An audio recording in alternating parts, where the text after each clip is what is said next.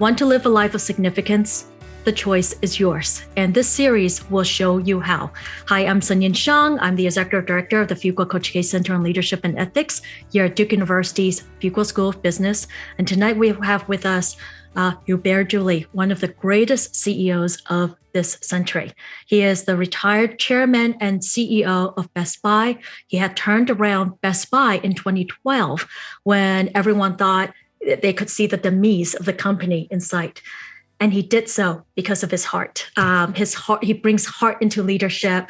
Hubert is a wonderful friend.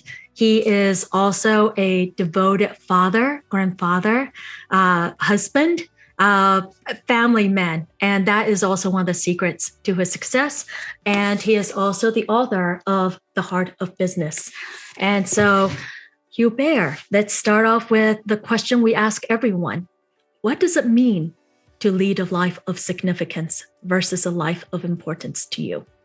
So, Sanyin, 20 years ago, you could say, if I quote David Brooks, that I was at the top of my first mountain, right? I had been a partner at McKinsey & Company. I had been the president of EDS France. I was on the executive team of Vivendi Universal, a major multinational media and entertainment company. So by many measures, I was being successful, and yet I felt emptiness. There was nothing there. There was no meaning. It was interesting work.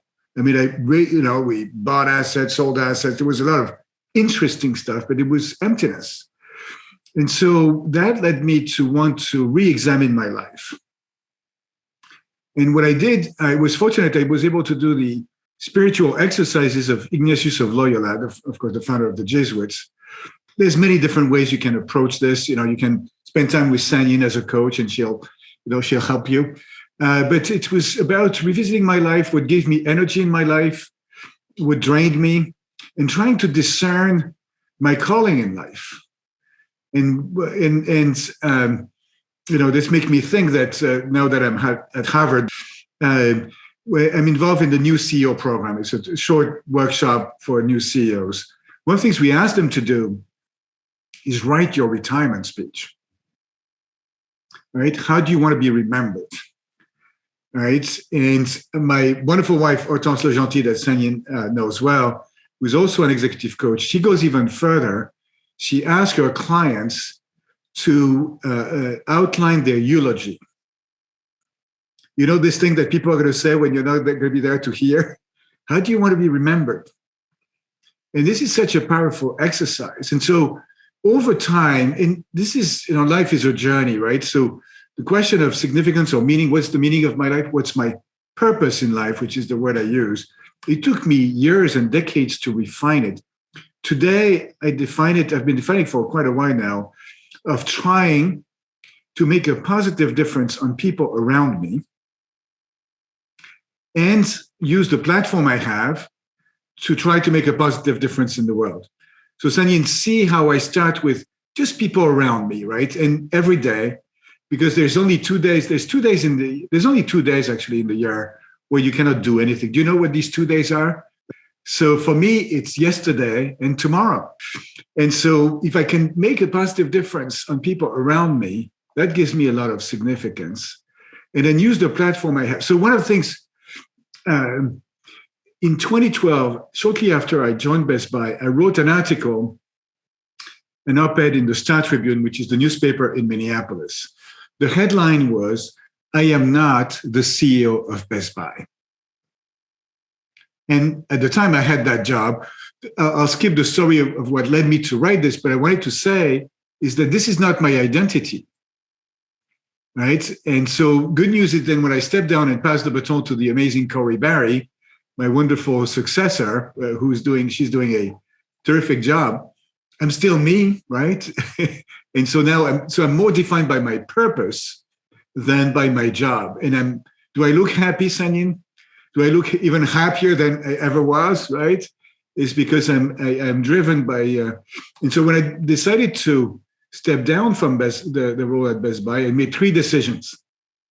One, I was not moving down to Florida to play golf with aging white men. Why? Because I don't play golf, so that'd be stupid, right? 2, I was not going to be a CEO anymore. Been there, done that. 3, I wanted the next, pick a number, 10, 15, 20, 25 years, who knows, right? To matter.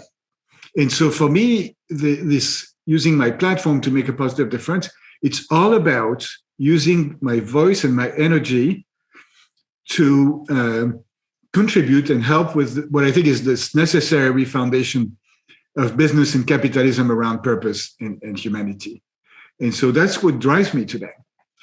And if I can add one thing, and maybe we'll get to this, and I'll just hint at it. A lot of companies talk about purpose. It's all about how do we make it happen? And how do we, I just say the words, right? How do we connect dreams?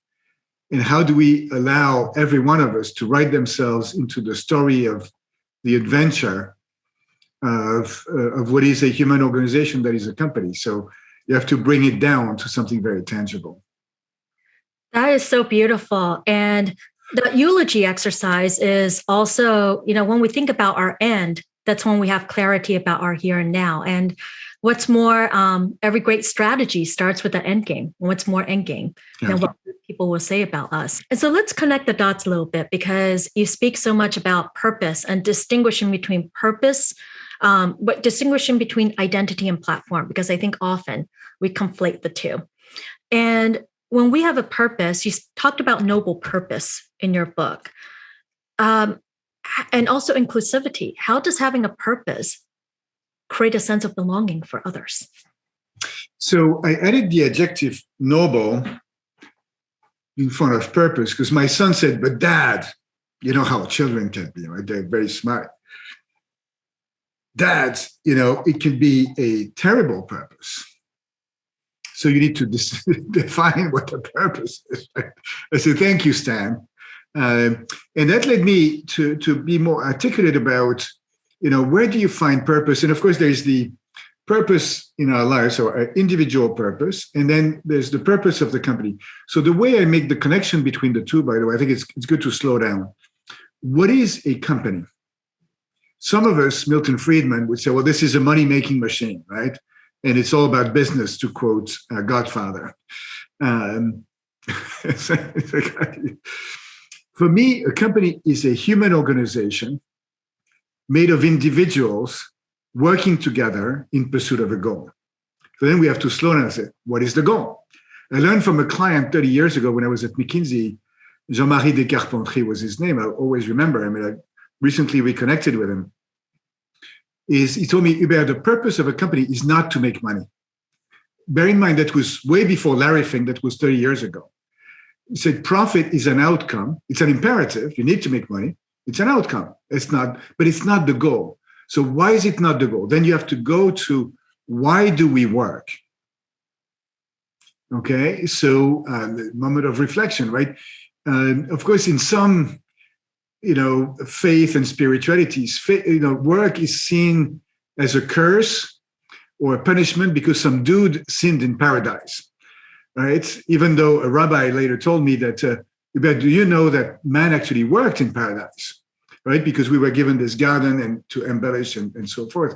But we have, in the monotheist faith, we have this culture of work is a curse, it's a punishment. In fact, in French, the word work is travail, which comes from Latin tripalium.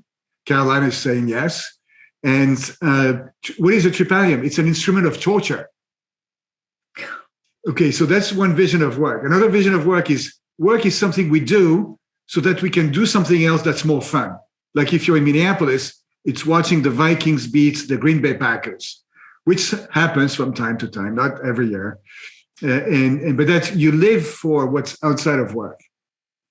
And of course, there is another vision of work, which is to see work as part of our quest for meaning, significance, part of our fulfillment as human being, or as the Lebanese poet Khalil Gibran would say, work is love made visible. Right? And if you think that life is all about human relationships, another word for human relationships is love, of course. And so then if you go back to what is the purpose of a company, and if you said, okay, the company is a human organization made of individuals working together, of course, it has to have something to do with contributing to the common good, right? And, which is another word for noble purpose. Now, practically, because is Fuqua a great business school? Of course it is, right? Yes, that was a rhetorical question. And so in business, how would we define a noble purpose? Because it's not about philanthropy, it's about business. And so one of the ways I've thought about it is that, some people I think refer to the concept of ikigai, right? The intersection of what the world needs, what are the human needs I'm trying to serve, right? What we're good at uniquely, what we are passionate about as human beings, and how we can make money, right? And that's such a powerful way, because of course so at Best Buy, once we were done saving the company and the turnaround was over, we thought about our purpose and we said we're actually not a consumer electronics retailer. We are a company that's in the business of enriching lives through technology by addressing key human needs, which is a unique way to exist in the world that's very different from Amazon or Walmart or Target or Costco, anybody, Apple. And it vastly expands our addressable market, and it's very inspiring for all of us, right? And so I forgot your question. Your question was about noble purpose. So that's how we define it. Of course, we'll have to talk about, okay, every company is writing down their noble purpose now, but then how do you make it a reality? That's a conversation. But to your question about inclusion and belonging, one of the key, so what I talk about in the heart of business are the ingredients to create human magic. So here you have a former McKinsey consultant, deeply analytical, who's talking about human magic, right? So you could say, has he been smoking something illegal? Is he going to share what it is? And that's what I've discovered at Best Buy is the true secret of the amazing resurgence of Best Buy is how we've been able to unleash human magic. One of the key ingredients has to do with truly enabling genuine human connections. So let me pause here for a second. My compatriot, René Descartes of the Cartesian philosophy, said a long time ago, I think, therefore I am. I think he's wrong. I hate to say this, he's one of my compatriots, okay? He's wrong. It's I am seen, therefore I am. One of the associates in one of our stores once told me his life changed the day a manager recognized him and took an interest in him and his development. He felt, he was on fire. And of course, the subject of diversity and inclusion, for me, starts with each individual. So when I say a company is a human organization made of individuals, the key word is individuals. And size doesn't matter, whether you're 100%, a 100-person company or a 1,000,000-person company, it's the same because it's one individual at a time that you have to recognize and take an interest of and ask them, what is your dream? What is the significance of your life? But then, of course, you have to look at systemic issues, of course, around gender and race, in particular. And I think there's a great book that talks about, for our Black colleagues and Black friends, right? Invisible Man. One of the issues is a sense of, I am not seen, I don't exist, right? And so that's the most horrible thing that can happen to any one of us. If I am not seen, I don't exist because I only exist in the eyes of others in some way, right? And of course, magic happens. To go back to significance, if I can create an organization where it can be just my team, or it can be just my family, where I can be curious about what drives, my team members, each one of them. I can be curious about it. What is your dream? What drives you? How do you want to be remembered? And then I can connect what drives them with the work. right? And the purpose of the company. And that may be, again, an area where I've done the most during my time at Best Buy. Hubert, I noticed that it also connects to your purpose, right? How you see significance, which is making a positive difference on the lives around you, that you're seeing them, that it's about them, how they want to be remembered, how they want to matter, and then giving them, using your platform to give them the wings to make their work, love made visible. Yeah. It's beautiful. So we have many of our audience members, they're not starting off as CEO, right? They're entering. So what advice would you share when you're entering into as starting off in an organization and you may not have that positional power? How can you apply the heart of business, when you are starting off rather than when you have that positional power? Yeah. And so, talking about the book is written for every leader at every level.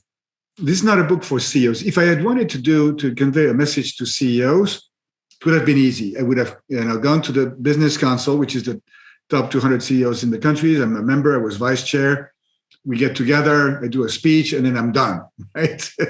So this is a book for every leader. And by the way, every one of us is a leader because as a minimum, we are leaders of our lives, right? We're the captains of our souls and so forth. So this is for everyone. And I think that, and I apologize for telling you things you already know, right? But sometimes it's good to revisit things we already know. Leadership starts from within. And from trying to, and it's a journey again. So it's trying to define, who we are, who we want to be. How do we want to show up today? All right. And, when I ask my children or my students at HBS, if they define their purpose in life, most of them say, no, I'm working on it, right? I don't have this yet. It took me, 20, 30 years to really refine it. But that doesn't mean that you wait for 30 years to ask yourself this question of how do I want to show up every day? And I think it's a conscious decision of how I'm going to show up every day. If you're a leader of a team of 2 or 3 or 5 people or CEO, it's exactly the same. Or if you're a team member, it's also the same. People look at you how you show up. Mm-hmm. And I know that remember a long time ago when we were coming to the office, but I think it's the same in Zoom, right? We can show up in Zoom in different ways. If I show up grumpy and serious, and suddenly if you're the leader of the gang, that drains the energy. There's people who drain the energy in the room, take the oxygen out of the room. And we can decide that this is the way we're going to show up, right? We're going to we're going to say we mean business. By the way, by that we mean we're going to be mean in business, right? We get confused. And my convictions, one of the things I've discovered along the way is that maybe the greatest thing we do as leaders or as team members is create energy.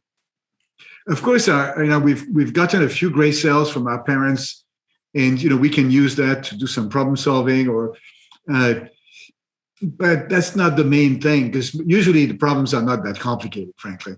And the biggest challenge in life is how do we get things done? How do we mobilize an organization and create great outcomes?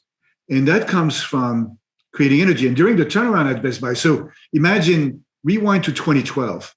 Everybody thought we were going to die. There was 0 buy recommendation on the stock, So people were very scared. And so one of the, and by the way, the biggest recommendation I was getting is cut, the usual formula for turnarounds, right? Close stores, fire everybody, cut headcount and whatnot. We decided to do the opposite, listen to the frontliners because they had the answers. Try to see how we could grow the revenue because it's amazing what revenue can do.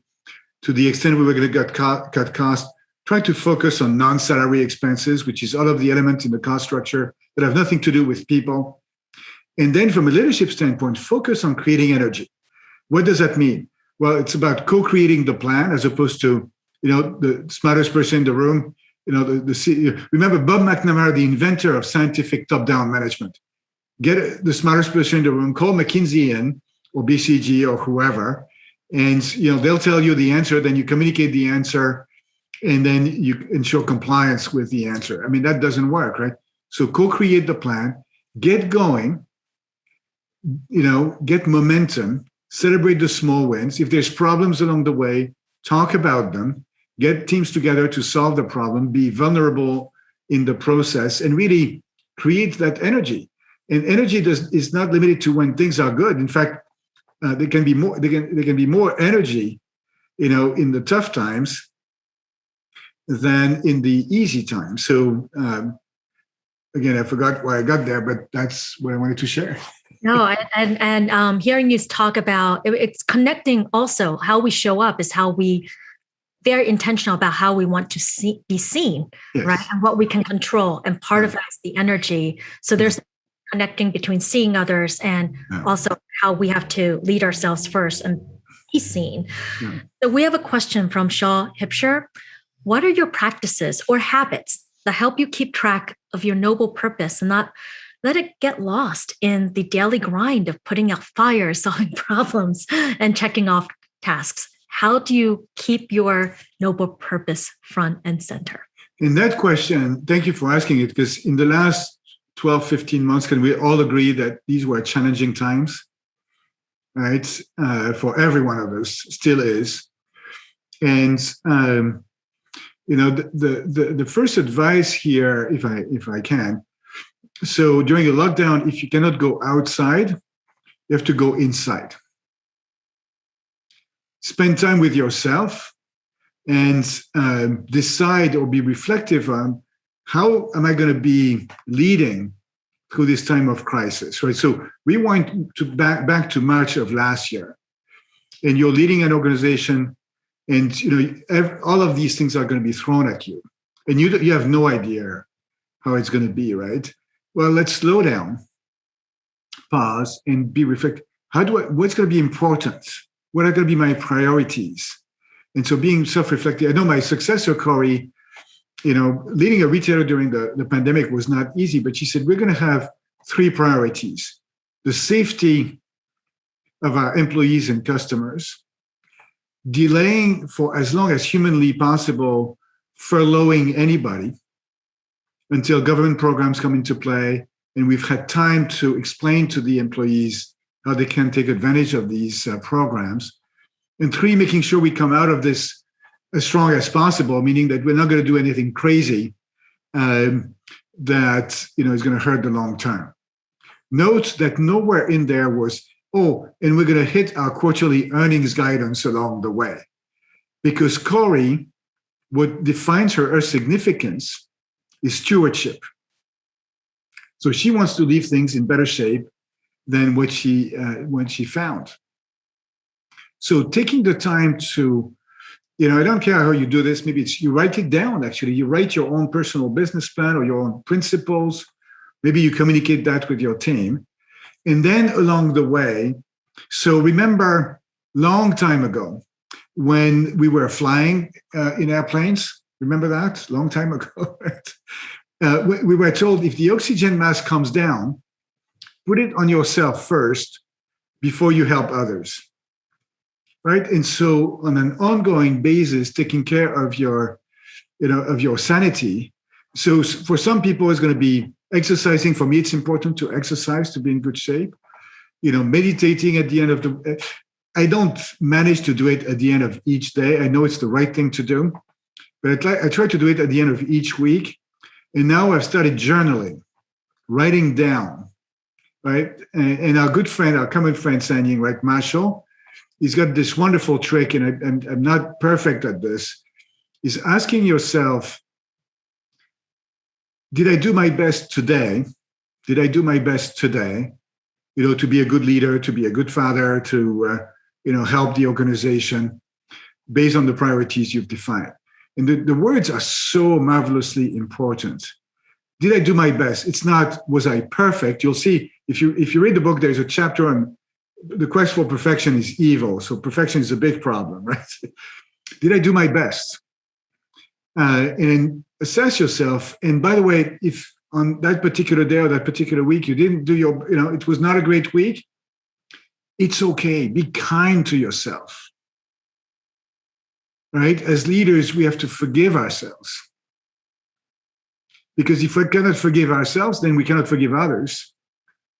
Right? And so being kind to ourselves is so important. So I'm mixing in my answer things I do and things I've heard people do, because if you only got my answers, it wouldn't be good enough for you. Well, so much of this past year has definitely been rethinking what matters, how we matter, and also having this more expansive view of seeing who matters. And so, your wisdom and thoughts that you shared are, really strike to the heart of that. And also the self-forgiveness. We have to tell ourselves that and encourage. I mean, that's part of the significance, is encourage each other to say, that's okay. That's okay. Now, we have another question. It's from Shantanu Hubert. Do you have a personal leadership brand? We would love to hear, what are the values close to your heart and the future you aspire to create? A personal leadership brand. Yes, there's probably a brand defined by me, and then there's a brand defined by others. If you were to ask the employees at Best Buy, I think that what probably would strike them is the energy and the hope I brought to the organization and the humanity, right? They don't remember me because I was smart. They remember me because, I don't know, we worked together and we created this delightfully surprising outcome. If I were to define my brand myself, I would call it purposeful leadership. In fact, I've endowed a chair at my alma mater in France, HEC Paris, on purposeful leadership, and which has really helped the school pivot towards that direction. And at some point in our journey at Best Buy, the team encouraged me to make more explicit our leadership expectations, right? And I defined our leadership expectations around 5 Bs. And I call this the 5 Bs of leadership. The first one is about, so probably that defines me a little bit from a brand standpoint. So the first one is, so be purposeful. So be clear about your own purpose, right? You've heard me talk about this. Be curious about the purpose of people around you and how you can connect that to the purpose of the organization, right? So that's the first B. It's a mouthful. The second one is be clear about your role as a leader. So it's not, I learned along the way, to try to be the smartest person in the room and impress everybody by how smart you are. It's about creating an environment where everybody can blossom and where you can unleash human magic. It's a big mental shift for those of us like me who are quite brainy. It's very tempting, especially if you've gone to the best business school like Fuqua. Say, I'm going to be a great problem solver. I've done case studies. I know how to solve problems. That is not really what people are expecting of you. It's more about creating this environment. The third B is about being clear about who you serve. And I've told the officers at Best Buy, if you believe you're here to serve yourself or your boss or me as the CEO of the company, I've told them it's okay. I have zero problem with that. Except you cannot work here.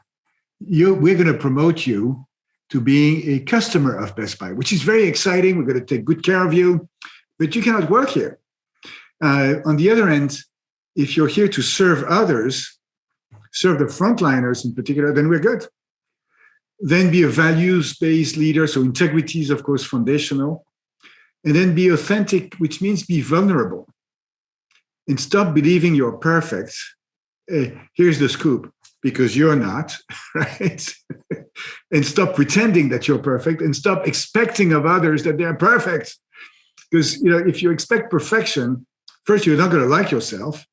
B, you're not going to like your team members because they're human beings, so they're not going to be perfect. So they're going to be an obstacle to success, to your success. How horrible is this? Whereas if you say, no, my name is Hubert, I need help. And, Sanyin, we're on the same team, and you say, my name is Sanyin, and I need help. Oh, we're going to help each other. How cool is this? So that's my 5 Bs of purposeful leadership. You don't need to agree with them, But that was quite foundational for us at Best Buy as an organization. No, and those are so actionable. And this idea of authenticity and perfection, because I think that's a big topic nowadays.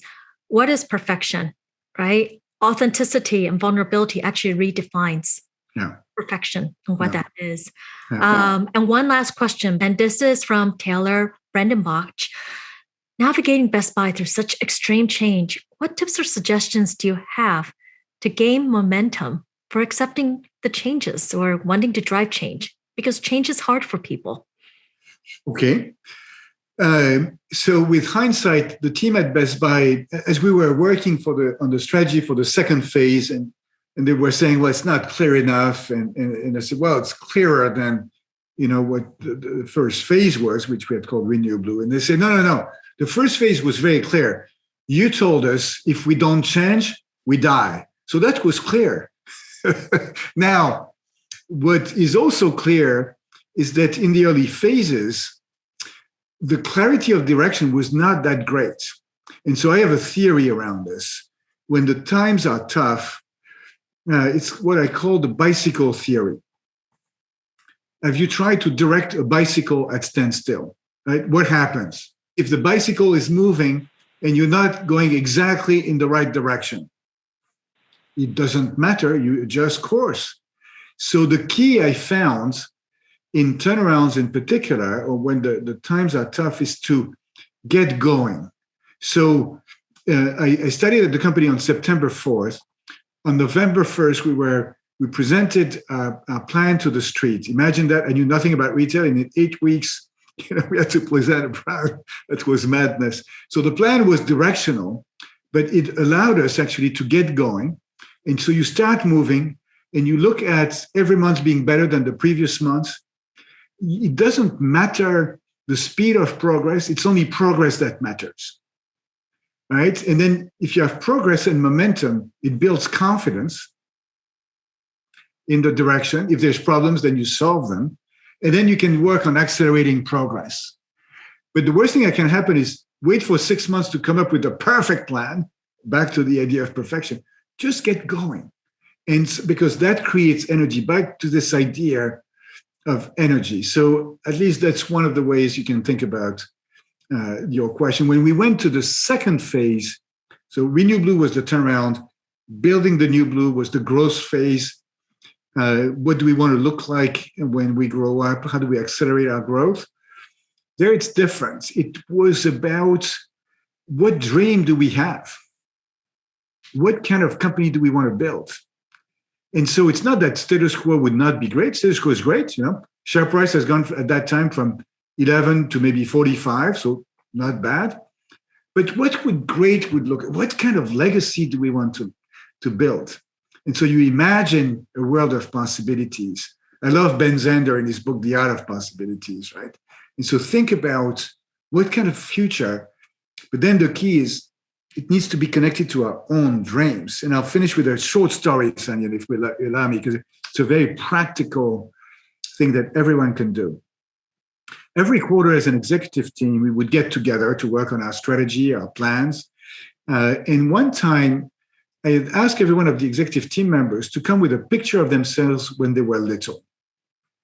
And over dinner, we spent the time to share with each other our life story and essentially the meaning of our life, right? Which was important to us in our lives. And we discovered that 80% of us essentially wanted to do something meaningful, something good in the world, right? We used different words, Corey, which was about legacy. For me, it was positive, different. It was different words, but it was all essentially the golden rule.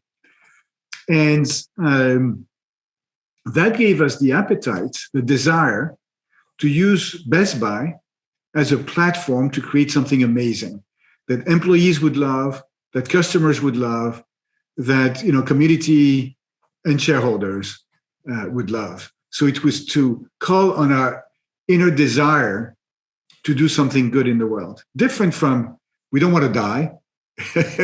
Here, we want to live a full, very meaningful life. That is so beautiful. And what a great way to end this portion of the conversation. Because I mean, you mentioned earlier, St. Ignatius, I mean, he talks about living the fullest lives, right? And so instead of saying work is first, because this past year, there is no work life, it's just life. Yeah. It's just life. Yeah. Put our purpose and our meaning front and center, and then create the energy around that within our work. It's beautiful, Hubert. Thank you.